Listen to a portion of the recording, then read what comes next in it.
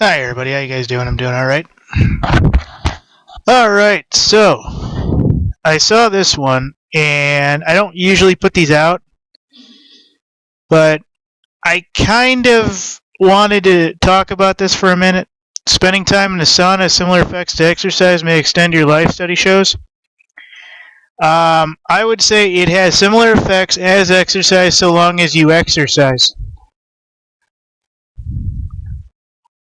Honest to God, you need to exercise. I think the worst possible thing for anyone is to basically sit in the sauna without having done anything. And then, like, every day you wonder why they look like they're putting on water weight because their pores take in the weight and then it kind of just sits there on top of the muscle and everything. And you kind of just get, whoa, it's just gross. Like, you get people at the gym that, like, act like they work out and they go there like daily and they haven't dropped like 20 pounds in like the whole 4 years you've seen them. Yeah, gross. But anyways, it says that it has similar effects as exercise. I say it has similar effects as exercise as long as you exercise. So this is an added benefit. It'll open your pores, it'll detox everything and everything else, as long as, the agents that are in the air aren't doing anything to, disturb your pores or anything else, but you should exercise. I don't actually use the steam room, but Finnish research basically shows that. All right, this is done on men. I don't know where the women's studies are, but just go with it to say that it goes to both men and women. A Finnish study of 2,315 men aged 42 to 60 show how often they use a sauna throughout their lives. After 21 years of research, checked on the men to see who died and from what causes. Results are quite intriguing.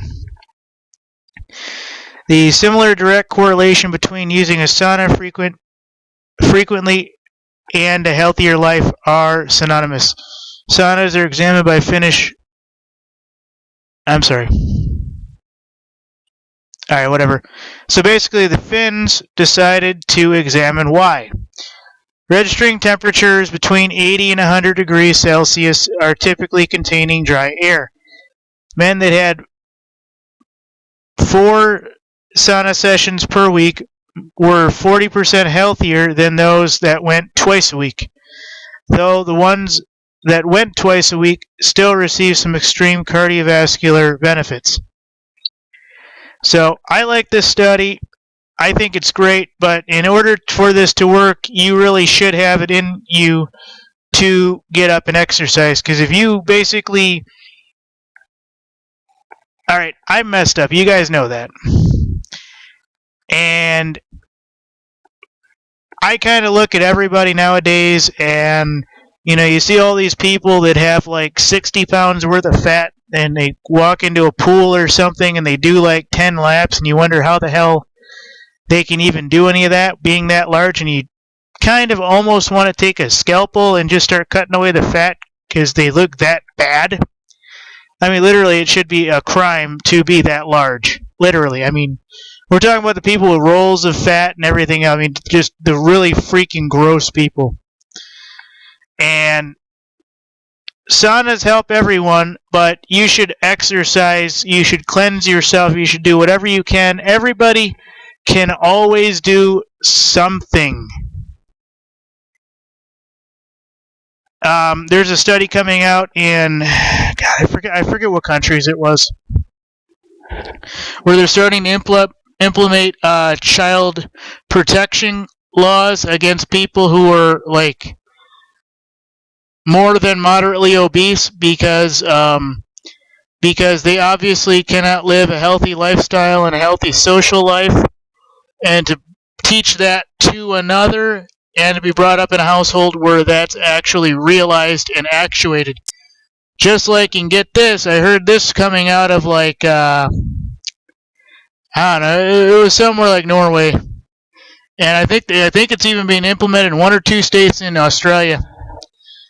Women who are divorcees and basically do not have any male role model around and are basically starting to be gone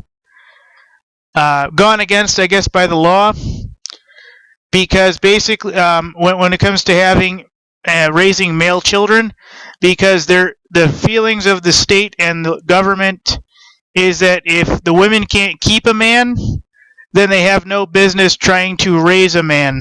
And I completely agree with that.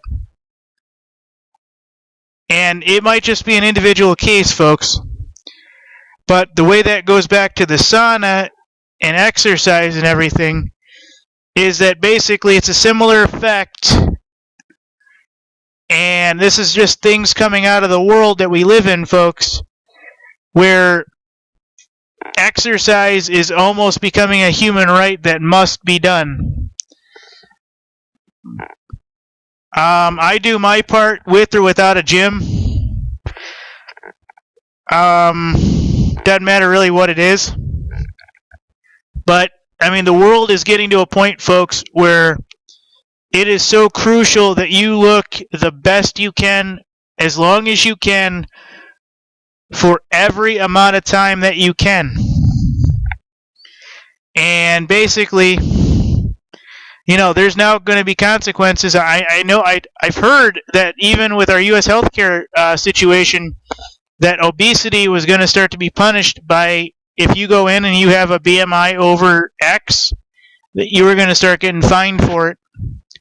And these aren't just people who have had a leg operation and they gained 60 pounds and now they got to walk it off or something like that.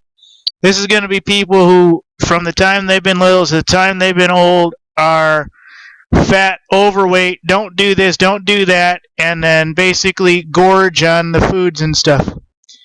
So a lot of stuff's changing, folks. Sauna, similar effects as exercise, but please get out and exercise. I lost 45 pounds simply by going up and around the block a few times a day. As long as my fingers didn't go numb, I was doing that. I've been able to keep off the majority of the weight. I have a lot of bad medical problems. I had a colostomy bag when I was little. I still got to do things at night to drain that excess fluid and stuff like that. My back's been giving me problems. I imagine if I start having issues with that, they're probably going to mess with it and I'd be in a walker or something, and I do not want that. I mean, I am pretty well probably close to being medically messed up without actually having my disability for whatever reason. Mainly because, you know, like they wouldn't give me it at birth, even though I know people with anxiety. I'm past anxiety. I have missing organs, for crying out loud. So, anyways, folks, thank you.